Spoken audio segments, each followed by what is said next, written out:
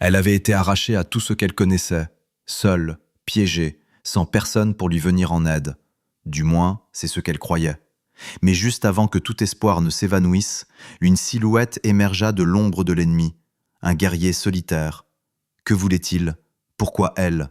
Et quelle promesse avait été faite en son nom? Le soleil impitoyable des terres de l'Ouest frappait de ses rayons ardents la charrette usée d'Élise Dumont qui craquait lugubrement sur la piste poussiéreuse. À 22 ans, elle avait déjà enduré plus d'épreuves que la plupart des femmes du double de son âge. Le voyage depuis la Louisiane pour rejoindre son oncle au Fort Saint-Louis avait pris plus de temps que prévu, et ses provisions s'amenuisaient dangereusement. « Encore un petit effort, belle », murmura-t-elle à sa jument épuisée, en tapotant l'encolure de l'animal trempé de sueur. Le vaste paysage sauvage s'étendait devant elle, magnifique mais impitoyable. Élise resserra son châle autour de ses épaules malgré la chaleur, une habitude nerveuse développée depuis la mort de ses parents l'hiver dernier. Leur ferme avait fait faillite après 3 saisons de sécheresse, et la fièvre les avait emportés tous les deux à quelques semaines d'intervalle. Désormais, son oncle Jacques était la seule famille qui lui restait. Alors que le soleil entamait sa descente vers l'horizon, peignant le ciel de nuances éclatantes d'orange et de rouge, Élise repéra un petit ruisseau coupant à travers le paysage doré. Un soulagement immense l'envahit. « De l'eau, belle, nous camperons ici ce soir. » Après avoir attaché son cheval et allumé un feu modeste, Élise s'installa contre la roue de sa charrette, un journal usé sur les genoux. Les flammes crépitantes fournissaient juste assez de lumière pour distinguer les pages. Alors qu'elle consignait le voyage de la journée, un craquement soudain de brindilles la figea. Belle hennit nerveusement, tirant sur sa longe.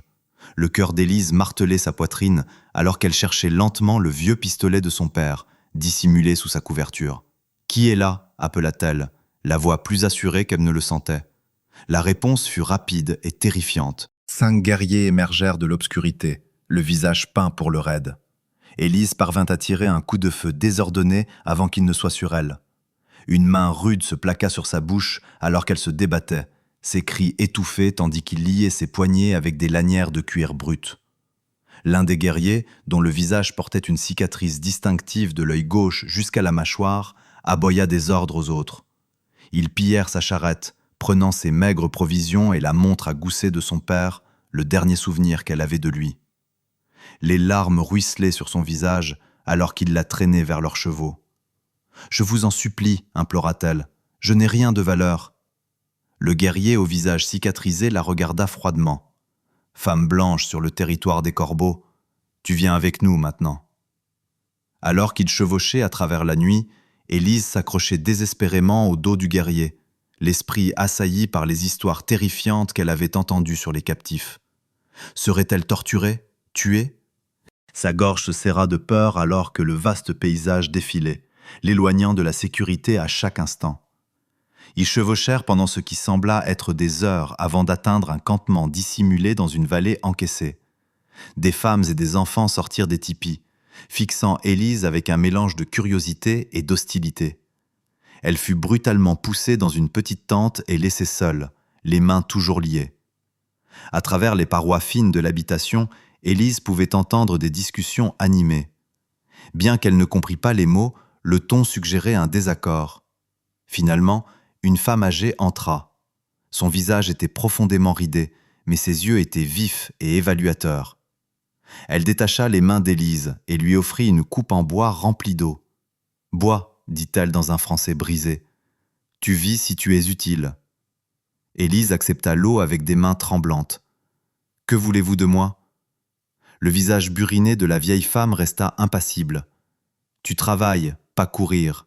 Tu vis. » L'épuisement l'emportant, Élise se recroquevilla dans un coin du tipi, des larmes coulant silencieusement sur ses joues. À des kilomètres de sa destination, captive d'une tribu réputée pour sa férocité, elle ne s'était jamais sentie aussi seule. Au clair de lune, à l'insu d'Élise, une silhouette solitaire observait le campement depuis une crête éloignée. Grand et imposant sur son Mustang tacheté, un guerrier observait l'activité en contrebas avec un intérêt vif, son regard s'attardant sur le tipi où ils avaient emmené la femme blanche. L'aube se leva sur le camp, peignant les tentes d'une douce lumière dorée. Élise se réveilla en sursaut, momentanément désorienté avant que la dure réalité de sa situation ne lui revienne en mémoire.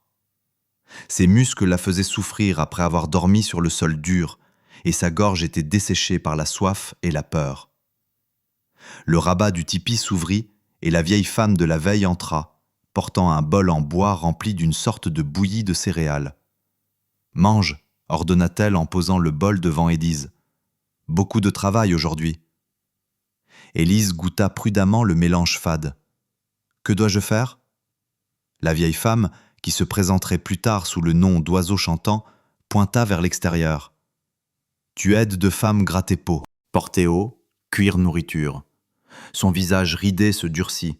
« Essayez fuir, guerrier attrape, pas bon pour toi. » Tout au long de la matinée, Élise fut mise au travail aux côtés des autres femmes. Ses mains douces se couvrirent rapidement d'ampoules alors qu'elle grattait des peaux de bison, et son dos la lançait à force de porter de lourds récipients d'eau depuis le ruisseau voisin. Les femmes lui parlaient rarement, sauf pour donner des instructions sèches ou critiquer son travail. Une jeune fille d'environ 10 ans s'approcha d'elle alors qu'elle luttait avec une peau particulièrement tenace. Contrairement aux autres, ses yeux exprimaient de la curiosité plutôt que du mépris. « Tu as les cheveux jaunes ?» dit la fille dans un français étonnamment correct, tendant la main pour toucher les mèches blondes d'Élise. « Je suis Petite Biche. » Élise esquissa un faible sourire. « Je suis Élise. Quelqu'un t'a appris ma langue ?» Petite Biche hocha la tête. « Le missionnaire qui venait parfois, avant qu'il ne le chasse. » Elle baissa la voix. « Pourquoi Loup Grêlé t'a-t-il amené ici ? Nous prenons rarement des captifs maintenant. » Loup Grêlé ? Le guerrier avec la cicatrice ? Petite Biche fit un geste en travers de son visage. Il est en colère depuis que les soldats ont tué son frère à la dernière lune. Les autres le suivent, mais mon père, élant sage, n'est pas d'accord. Leur conversation fut brusquement interrompue par un ordre tranchant d'une des femmes. Petite Biche s'éclipsa, laissant Élise à son travail et à ses pensées. Alors que le soleil atteignait son zénith, une agitation éclata à la lisière du camp. Des guerriers revenaient de la chasse, traînant un bison fraîchement tué. Parmi les voix célébrant le retour, Élise reconnut le ton autoritaire de Loup Grêlé. Elle garda la tête baissée, espérant éviter son attention. Son effort fut vain. En quelques instants, il se tenait devant elle, son ombre tombant sur son ouvrage. « Femme blanche, dit-il, sa voix grave chargée d'une hostilité à peine contenue. Tu viens ?» Le cœur battant, Élise n'eut d'autre choix que de le suivre jusqu'au centre du camp où les anciens s'étaient rassemblés. Un homme plus âgé, aux tresses grisonnantes et au visage marqué par la sagesse, semblait être le chef. Loup Grêlé parla rapidement dans sa langue, pointant occasionnellement Élise du doigt. Bien qu'elle ne pût comprendre les mots, le sens devint clair lorsque Loup Grêlé lui saisit le bras, l'exhibant à la tribu assemblée comme un trophée. Le chef, élant sage, répondit calmement mais fermement, ses yeux se posant parfois sur Élise avec ce qui semblait être de la considération plutôt que de la malveillance. Le débat s'échauffa, la voix de Loup Grêlé montant dans une frustration apparente. Finalement, Élan Sage leva la main, réduisant au silence le jeune guerrier. Il prononça quelques mots décisifs avant de se détourner. La poigne de Loup Grêlé sur le bras d'Élise se resserra douloureusement. « Le chef dit que tu restes. Travailler jusqu'à la prochaine lune. Ensuite décider si échanger au blanc ou te garder. » Son visage cicatrisé se tordit en quelque chose entre un sourire et un ricanement. « Je dis garder, faire de toi ma femme. » La peur courut dans les veines d'Élise, mais elle se força à soutenir son regard. « Mon oncle me cherchera. Il paiera pour mon retour. » Loup Grêlé rit durement. « Aucun homme blanc ne trouve cet endroit. Tu oublies ancienne vie maintenant. » Alors qu'il s'éloignait, Élise sentit le désespoir menacé de la submerger. Mais sous la peur, une étincelle de détermination vacilla. Elle survivrait. Elle trouverait un moyen de rentrer chez elle. Cette nuit-là, alors que le camp sombrait dans le sommeil, Élise resta éveillée dans son tipi, écoutant les murmures de la prairie nocturne. Au loin, les coyotes hurlaient à la lune, et le vent chantait une mélodie triste à travers les toiles tendues. Soudain, un bruit nouveau capta son attention, le hennissement doux d'un cheval, bien plus proche que le troupeau des corbeaux. Avec une prudence infinie, Élise écarta un pan de la peau de bison qui servait de porte pour observer l'extérieur. Sous la lueur argentée de la lune, elle discerna une silhouette se mouvant silencieusement entre les ombres du campement. Ce n'était pas un corbeau. Les cheveux tressés de l'étranger étaient ornés différemment, et il se déplaçait avec une grâce presque surnaturelle. L'intrus marqua une pause près de son abri, comme s'il sentait son regard posé sur lui. Pendant un instant qui sembla suspendre le temps, leurs yeux se croisèrent à travers l'ouverture. Son visage, barré de peintures rouges et noires, ne trahissait aucune émotion, mais une lueur dans ses yeux sombres coupa le souffle d'Élise. Un guerrier Lakota. Elle le réalisa avec un mélange de terreur et de confusion. Que faisait-il seul dans un camp ennemi? Avant qu'elle ne puisse analyser davantage cette apparition, il se fondit dans les ténèbres. Quelques minutes plus tard, le bruit sourd de sabots s'éloignant au galop résonna dans la nuit. Élise se laissa retomber sur sa natte, l'esprit en ébullition. Était-il un éclaireur préparant un raid? Les corbeaux la blâmeraient-ils s'ils découvraient l'intrusion? Ou était-il possible? Son cœur s'accéléra à cette pensée insensée. Quelqu'un savait-il qu'elle était ici? Le sommeil la fuyait, chassée par un tourbillon de questions et par des fragments d'espoir qu'elle n'avait, jusqu'à présent, pas osé entretenir.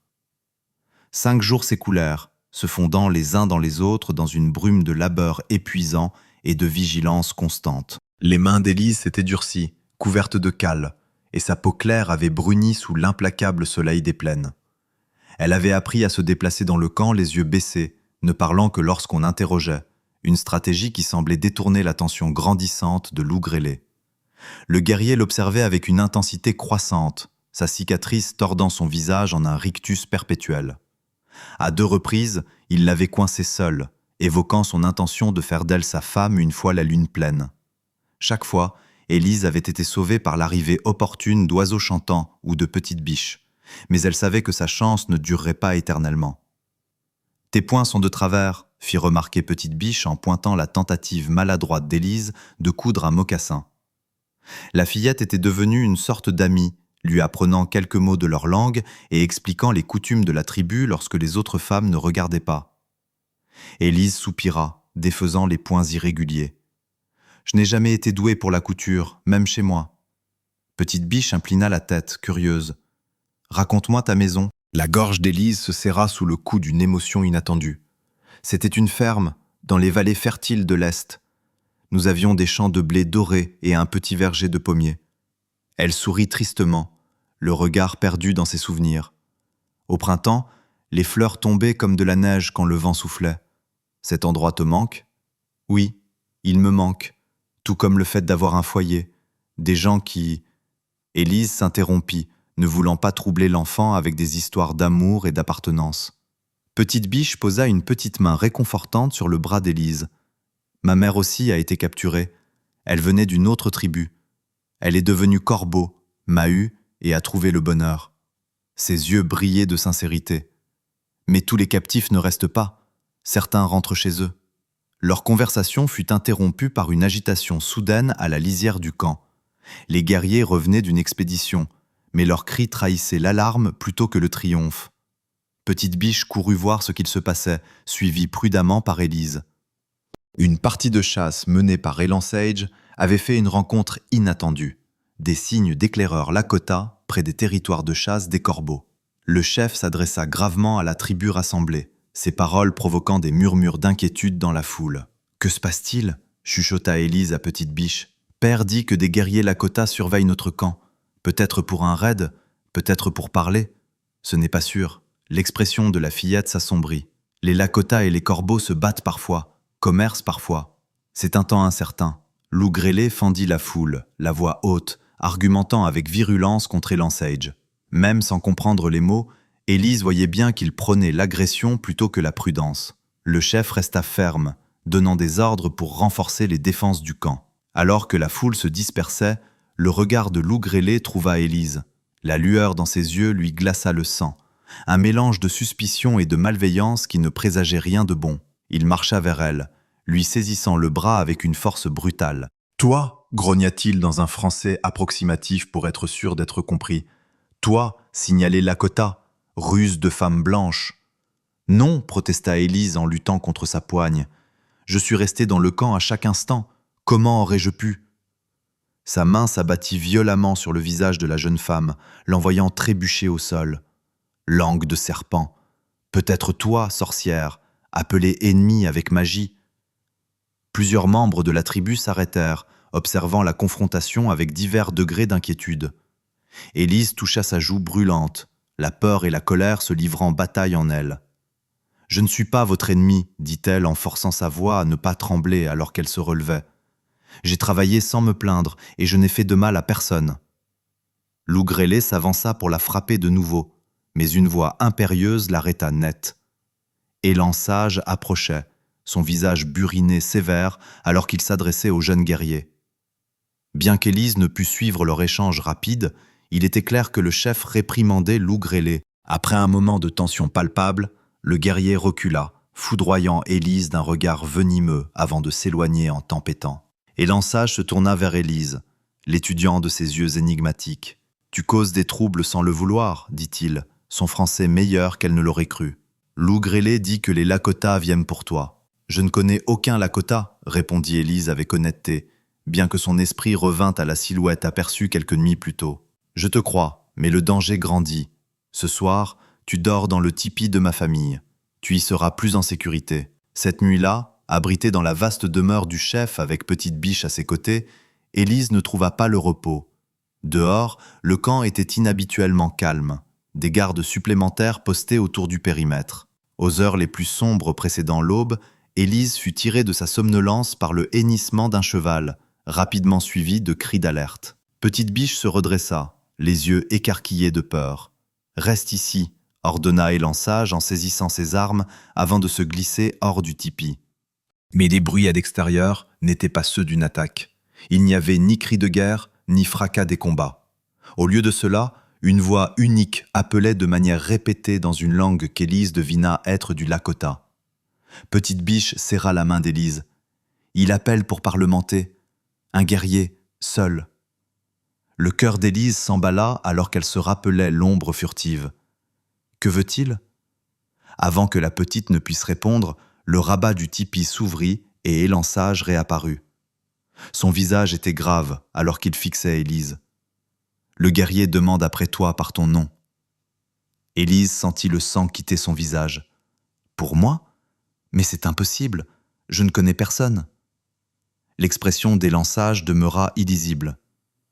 Il offre un échange, des chevaux, des fusils, des couvertures. Il dit que ta place est avec les tiens, pas comme captive. L'espoir déferla en elle si violemment qu'elle dut s'appuyer contre la paroi pour ne pas vaciller. Allez-vous accepter son offre? Le chef l'observa un long moment. Lougrélé dit « Tuer le Lakota, te garder. Les autres ont peur d'attirer la colère de sa tribu sur nous. » Il soupira lourdement. « Je dois décider ce qui est le mieux pour mon peuple. » Alors qu'il se tournait pour partir, Élise retrouva sa voix. « Chef Élan Sage, je vous en prie, j'ai essayé d'être respectueuse, de travailler dur, mais ici n'est pas ma maison. J'ai de la famille qui m'attend. » Quelque chose s'adoucit dans le regard du vieil homme. « Je le sais, Élise Dumont. Attends ici. » L'heure suivante fut la plus longue de la vie d'Élise. Assise avec Petite Biche, elle tendait l'oreille pour percevoir les discussions à l'extérieur. Par moments, la voix colérique de Lougrélé s'élevait au-dessus des autres, mais le ton calme d'Élan Sage lui répondait toujours. Finalement, le chef revint. « Viens, dit-il simplement. » Le cœur battant à tout rompre, Élise le suivit dehors. La tribu entière s'était rassemblée en un large cercle autour d'une silhouette montée, un guerrier sur un magnifique Mustang tacheté. Son visage était strié de peintures de guerre, mais Élise reconnut immédiatement l'intensité des yeux sombres qui avaient croisé les siens à travers la paroi du tipi. Dans la lumière grise de l'aube naissante, sous le regard silencieux de la tribu, Élan Sage guida Élise vers le centre du cercle. Lougrélé se tenait à l'écart, le visage déformé par une rage à peine contenue. « L'échange est accepté », annonça Élan Sage d'une voix forte. Élise Dumont part avec Flèche Vive des Lakota.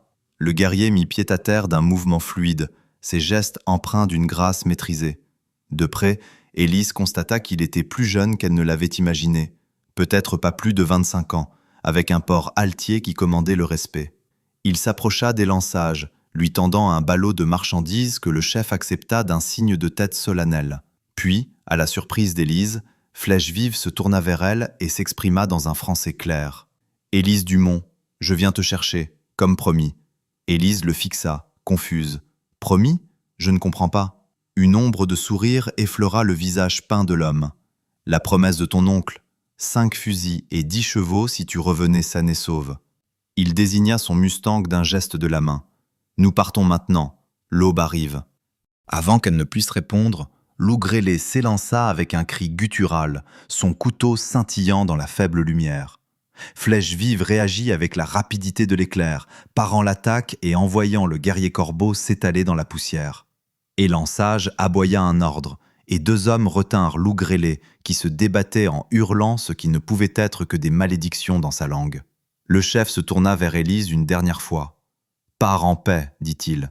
Dis aux tiens que les corbeaux ne sont pas tous des ennemis. » Élise hocha la tête, la gorge serrée par l'émotion. « Merci pour votre protection, chef Élan Sage. » Elle se tourna vers Petite Biche, qui observait la scène avec des yeux tristes. « Au revoir, petite. Je n'oublierai jamais ta gentillesse. » Avec l'aide de Flèche Vive, Élise monta sur le Mustang tacheté. Le guerrier Lakota se hissa derrière elle et, après un dernier signe de tête à Élan Sage, tourna sa monture vers l'horizon qui s'éclaircissait à l'est.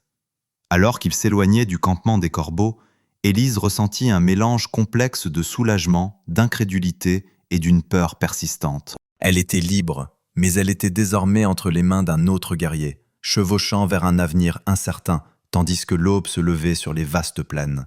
Le soleil levant projetait de longues ombres sur la prairie, alors que Flèche Vive guidait sa monture vers l'est, loin du camp ennemi. Élise s'agrippait au pommeau de la selle, douloureusement consciente de la présence du guerrier derrière elle. Bien qu'il fût venu pour elle et qu'il eût parlé de son oncle, elle restait sur ses gardes.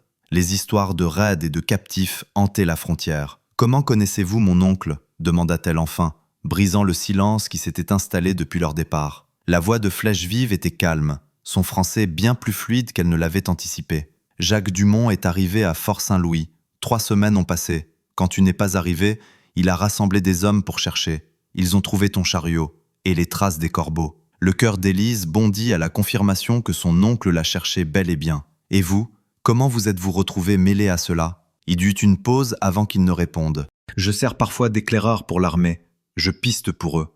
Ton oncle offrait une récompense pour te retrouver. » Son ton changea légèrement. « Mais je ne voulais pas amener l'armée au camp des corbeaux. Trop de sang aurait coulé. » Ils chevauchèrent de nouveau en silence pendant qu'Élise assimilait ces informations. Le paysage changea progressivement, passant de la prairie ouverte à des bosquets de chênes et de mesquites, offrant des îlots d'ombre bienvenus contre la chaleur grandissante. « Nous nous arrêtons ici, » annonça Flèche Vive, en guidant le Mustang vers un petit ruisseau abrité par des peupliers. « Reposez les chevaux, mangez. » Alors qu'il mettait pied à terre, Élise put enfin observer clairement son sauveur. Loin de l'attention du camp des corbeaux, elle vit que Flèche Vive n'était pas celui qu'elle avait cru. Son visage, partiellement débarrassé des peintures de guerre, révélait des traits fins et intelligents. Bien qu'habillé comme un guerrier Lakota, avec de longs cheveux tressés ornés d'une plume d'aigle, quelque chose dans son attitude semblait chevaucher 2 mondes. Il surprit son regard scrutateur et le soutint directement. « Tu as des questions ? Demande. » Élise n'hésita que brièvement. « Vous n'êtes pas entièrement Lakota, n'est-ce pas ?» Une lueur de surprise passa sur le visage de l'homme. « Mon père était un chef de guerre Lakota. Ma mère était une captive, comme toi, une femme venue de Santa Fe. » Il s'agenouilla près du ruisseau, s'aspergeant le visage d'eau pour enlever le reste de la peinture. « Je suis Lakota, mais je connais aussi les manières de l'homme blanc. Est-ce pour cela que vous m'avez aidé, parce que votre mère était une captive ?» Flèche Vive considéra la question tout en sortant de la viande séchée et des fruits de sa sacoche, en offrant une part à Élise. « Peut-être, ou peut-être parce que les bons éclaireurs sont bien payés. » L'ombre d'un sourire toucha ses lèvres. Ou peut-être les deux. Pendant qu'ils mangeaient, Flèche Vive expliqua leur itinéraire. Ils voyageraient 2 jours pour atteindre Fort-Saint-Louis évitant les pistes principales où des patrouilles pourraient les prendre pour des pilleurs. Ton oncle cherche au nord, poursuivit-il. J'enverrai un message quand nous serons au fort. Il viendra. La mention de son oncle provoqua une vague de mal du pays qui surprit Élise par son intensité. Je n'étais pas sûre de le revoir un jour, admit-elle doucement. Dans le camp des corbeaux, je commençais à croire que je finirais ma vie là-bas. Flèche Vive hocha la tête solennellement. Beaucoup de captifs le font. Certains trouvent une nouvelle vie, une nouvelle famille. Il étudia son visage. Tu es forte, tu aurais survécu. Je ne suis pas sûr que ce soit un compliment, répliqua Élise avec une vivacité inattendue. Je ne veux pas seulement survivre. Pour la première fois, Flèche Vive rit, un son bref et authentique qui transforma ses traits stoïques. Non, tu veux vivre, c'est bien. Ils poursuivirent leur route tout au long de la journée, ne s'arrêtant que brièvement. Flèche Vive se révéla être un guide vigilant, scrutant constamment l'horizon à la recherche de signes de danger. À l'approche du crépuscule, il les mena vers un creux abrité où ils pourraient camper en sécurité. Tandis qu'il s'occupait des chevaux, Élise ramassa du bois pour un petit feu sans fumée. La banalité de cette tâche lui semblait étrange après ses jours de captivité, un rappel de la vie qu'elle avait perdue et qu'elle espérait reconstruire. « Tu te débrouilles bien », observa Flèche Vive en revenant vers le campement. « Pas comme beaucoup de femmes blanches. » Élise jeta une autre branche dans les flammes. « Mon père pensait que les filles devaient être aussi capables que les fils. Il m'a appris à tirer, à monter à cheval, à survivre sur la frontière. » Sa voix s'adoucit. « Il aurait été déçu que je me sois fait prendre si facilement par les corbeaux. » Flèche Vive secoua la tête. « Lougrélé est un pisteur habile, le meilleur parmi les siens. » Il s'installa de l'autre côté du feu. « Ton père serait fier que tu aies survécu. » Alors que l'obscurité enveloppait la prairie, déployant une toile d'étoiles si brillante qu'elle semblait à portée de main, Élise se surprit à partager des récits de sa vie passée. La sécheresse qui avait détruit leur ferme et les derniers jours de ses parents.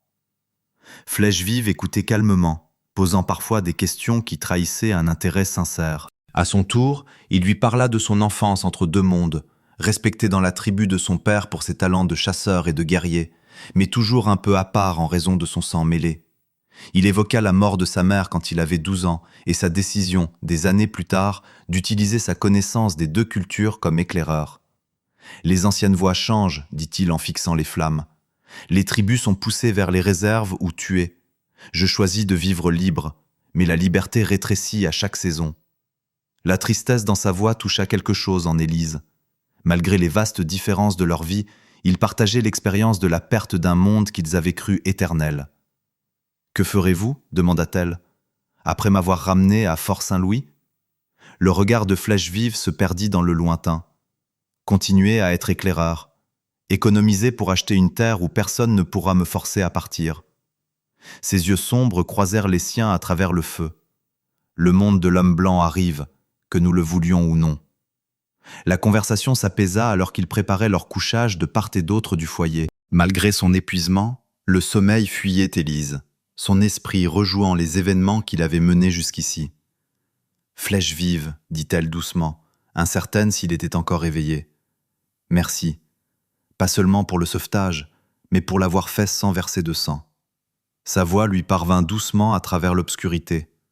Le sang coule trop facilement sur cette frontière. Mieux vaut utiliser la sagesse quand c'est possible, et la force seulement quand c'est nécessaire. Le lendemain les rapprocha de la civilisation. En milieu d'après-midi, Flèche Vive pointa une tache sombre à l'horizon. « Fort Saint-Louis, nous y serons au coucher du soleil. » Alors que le fort grandissait au loin, Élise ressentit un mélange complexe d'émotions. Le soulagement de la sécurité retrouvée et des retrouvailles avec son oncle se mêlait à une étrange réticence à voir son voyage avec Flèche Vive se terminer. En seulement 2 jours, l'éclaireur Lakota avait bousculé bon nombre de ses certitudes sur son peuple. À 1 kilomètre du fort, Flèche Vive arrêta son Mustang. « Mieux vaut que je n'entre pas avec toi, dit-il en descendant et en l'aidant à mettre pied à terre. Les soldats voient un Lakota et posent trop de questions. » Élise fronça les sourcils. « Mais la récompense, mon oncle doit vous payer ce qui est promis. » Flèche Vive secoua la tête. Je le trouverai une autre fois. Il plongea la main dans sa sacoche et en sortit un petit objet qu'il lui tendit. Ceci t'appartient. Élise eut le souffle coupé en reconnaissant la montre à gousset de son père, son boîtier en argent étincelant sous le soleil de fin d'après-midi. Comment ? Je l'ai reprise dans les affaires de Lou Grélé pendant que je surveillais le camp, expliqua-t-il avec une pointe de fierté. J'ai su qu'elle était à toi grâce aux initiales. Les larmes piquèrent les yeux d'Élise alors qu'elle serrait le précieux souvenir contre elle. Je croyais qu'elle était perdue à jamais. Flèche Vive remonta sur son Mustang, sa haute silhouette se découpant contre le soleil couchant. Le fort a un nouveau commandant, dit-il. Un homme bon qui traite les éclaireurs avec justice. Si tu as besoin d'aide à nouveau, demande Flèche Vive.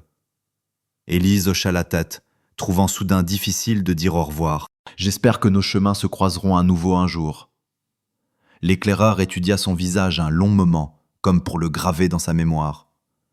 La frontière crée d'étranges rencontres, et des amitiés plus étranges encore.